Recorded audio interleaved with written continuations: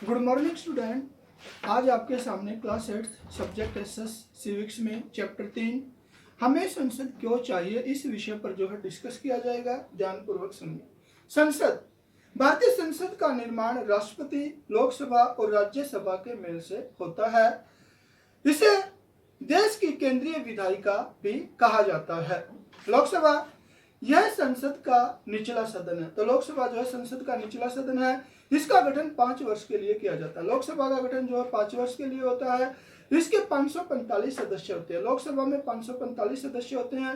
543 सदस्यों का चुनाव जनता द्वारा किया जाता है। तो 543 सदस्य जो है लोकसभा के जनता के द्वारा चुने जाते हैं और 2 सदस्यों का मनोनयन राष्ट्रपति के द्वारा एंग्लो इंडियन समुदाय में से किया जाता है और 2 सदस्य राष्ट्रपति एंग्लो इंडियन समुदाय के चुनता है।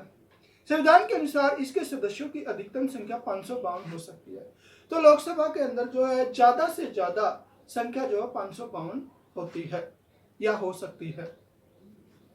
राज्यसभा यह भारतीय संसद का ऊपरी सदन है। तो राज्यसभा जो है भारतीय संसद का ऊपरी सदन है।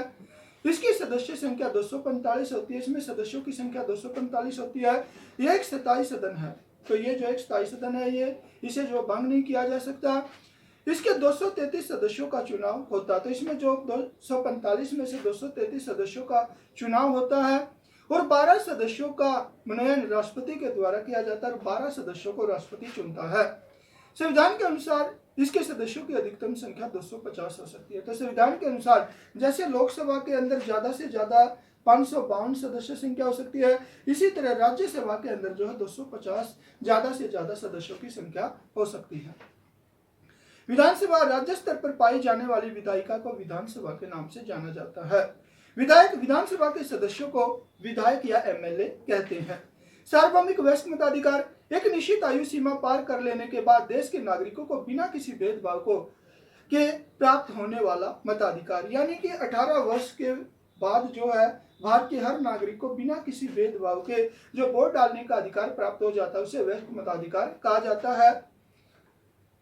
राष्ट्रीय सरकार का गठन, आम चुनाव में लोकसभा में आधे से अधिक सीटें प्राप्त करने वाला दल या दलों का गठन सरकार का गठन करते हैं। यानी कि जैसे लोकसभा का चुनाव हो जाता है उसके बाद जो भी दल आधे से ज्यादा सीटें प्राप्त कर लेता है तो वो जो है सरकार का गठन करता है। विपक्षी दल, संसद में बहुमत प्राप्त दल या गठबंधन का विरोध करने वाले सभी राजनीतिक दल, यानी कि जो सत्तारूढ़ दल होता है उसके विपक्षी दल को जो है आपका ये जो उसका विरोधी दल होता है उसे विपक्षी दल के नाम से जाना जाता है। जो हारने वाला दल होता है दूसरे नंबर पर आता है उसे जो है विपक्षी दल कहा जाता है। जैसे कि आजकल जो है आपका कांग्रेस पार्टी जो है विपक्ष में कार्य कर रही है। संसद को जो है विभिन्न प्रकार के कार्य करने पड़ते हैं। जैसे कार्यपालिका पर नियंत्रण रखती है, कानून बनाने का कार्य करती है, बजट पास करने का काम करती है।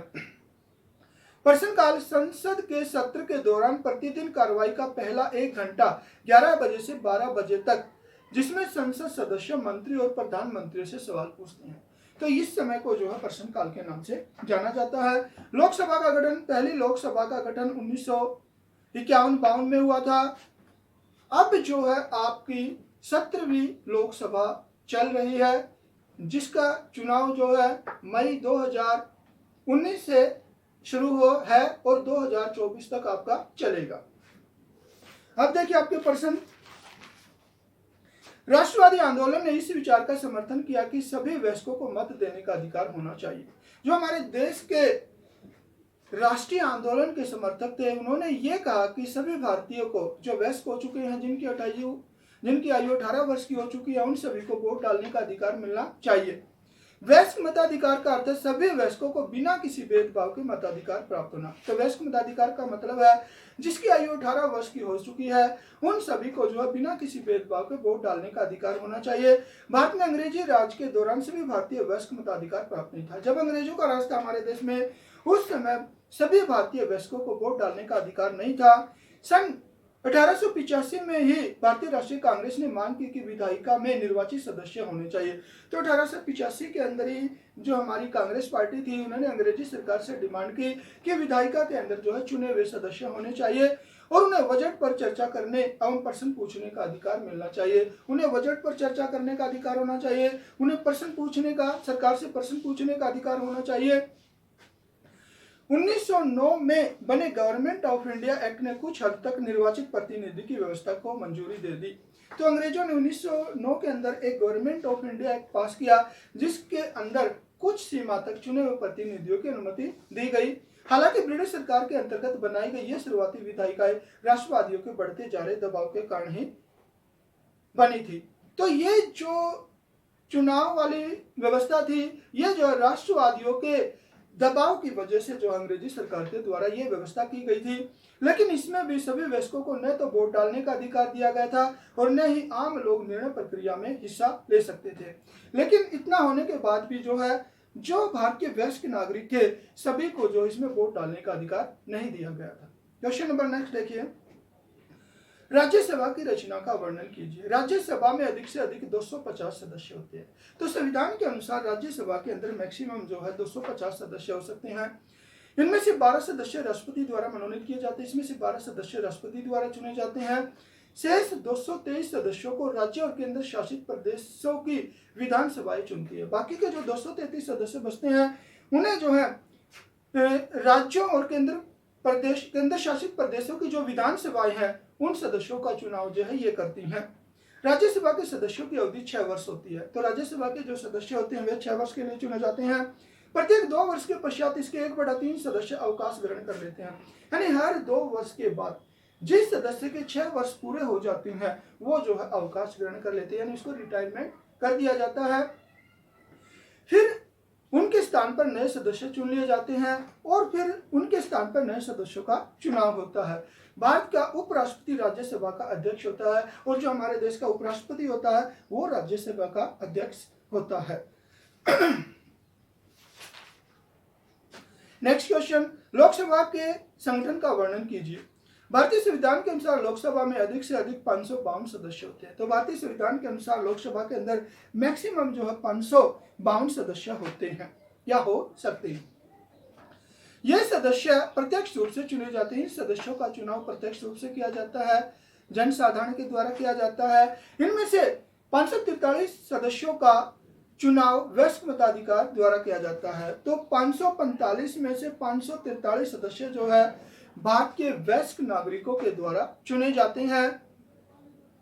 यदि राष्ट्रपति यह अनुभव करे कि लोकसभा में एंग्लो इंडियन सदस्यों को प्रतिनिधित्व नहीं मिला, तो वह उस समुदाय के 2 सदस्यों को लोकसभा में मनोनीत कर सकता है। अगर राष्ट्रपति ये एहसास करे, महसूस करे कि जो सदस्य हैं इनमें से कोई भी जो एंग्लो इंडियन समुदाय का सदस्य नहीं है, तो राष्ट्रपति के द्वारा एंग्लो इंडियन समुदाय के 2 सदस्यों को चुना जा सकता है।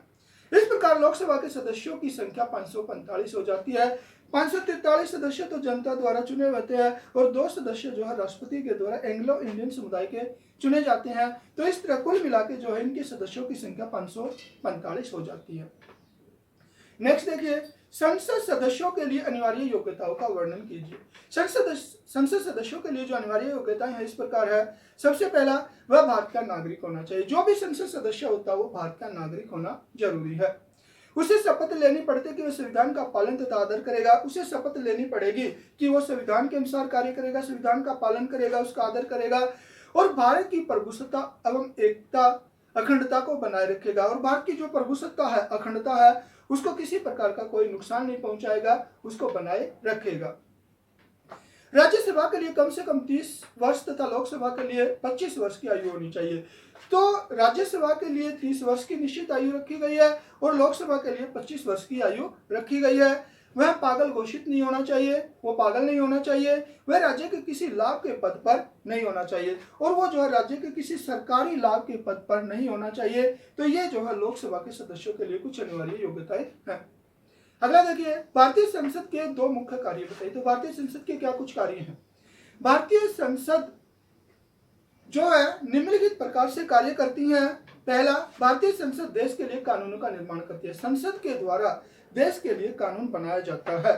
नंबर 2, भारतीय संसद कार्यपालिका पर नियंत्रण का कार्य करती है। तो भारतीय संसद के सदस्य जो है कार्यपालिका के ऊपर पूरा नियंत्रण करते हैं, कंट्रोल करते हैं।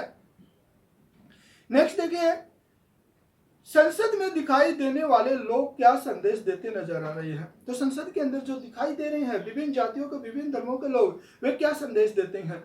संसद में दिखाई देने वाले लोग यह संदेश देते नजर आ रहे हैं कि भारत में रहने वाले विभिन्न धर्मों के लोग, विभिन्न समुदाय के लोग ही भारतीय संसद के आधार स्तंभ है। तो हमारे देश की संसद के अंदर जो लोग दिखाई दे रहे हैं, जो विभिन्न धर्मों के हैं, विभिन्न समुदाय के हैं, वे इस बात का एहसास दिला रहे हैं कि जो भारतीय संसद, ये लोग जो है भारतीय संसद का आधार है, स्तंभ है।